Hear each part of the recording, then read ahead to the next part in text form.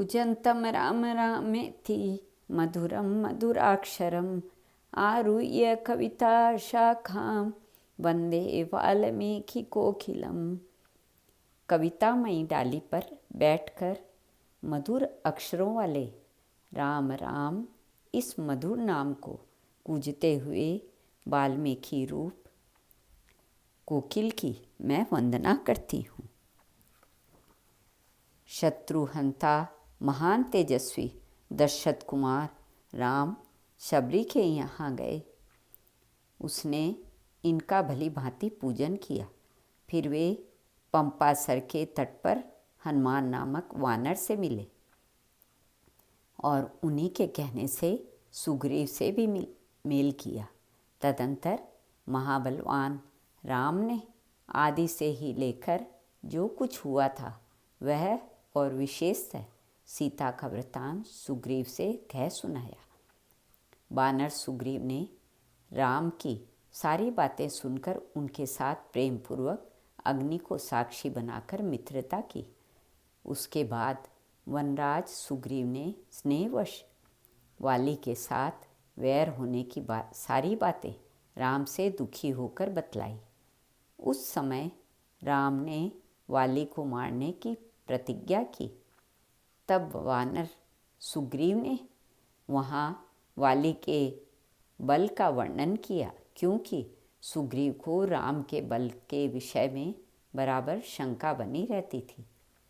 राम की प्रतीति के लिए उन्होंने दुंदुभी दैत्य का महान पर्वत के समान विशाल शरीर दिखलाया। महाबली महाबाहु श्री राम ने तनिक मुस्कुराकर उस अस्थि समूह को पैर के अंगूठे से उसे 10 योजन दूर फेंक दिया।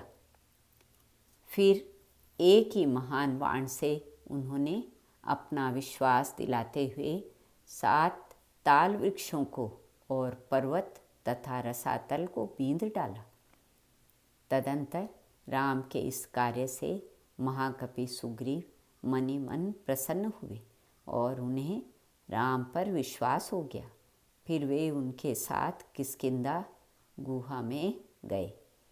वहाँ पर सुवर्ण के समान पिंगल वर्ण वाले वीरवर सुग्रीव ने गर्जना की।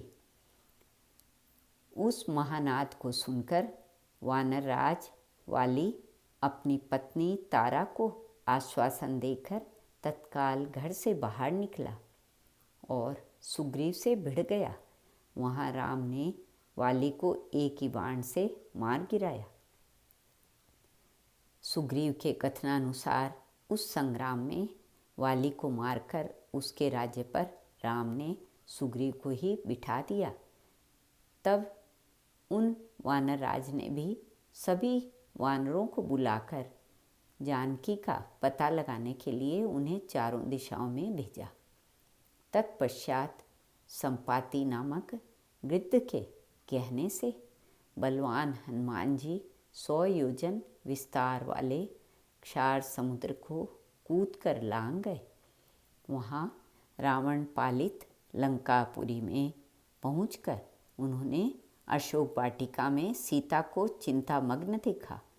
तब उन विदेह नंदिनी को अपनी पहचान देकर राम का संदेश सुनाया और उन्हें सांत्वना देकर उन्होंने वाटिका का द्वार तोड़ डाला।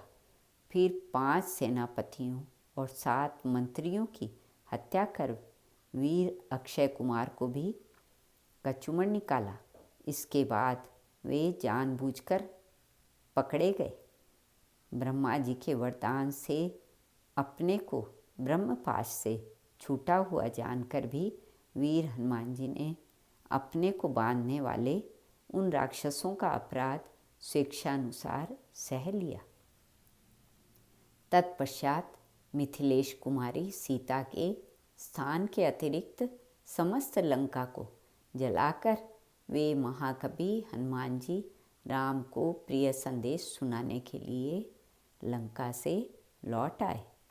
श्री कृष्ण अर्पणमस्तु।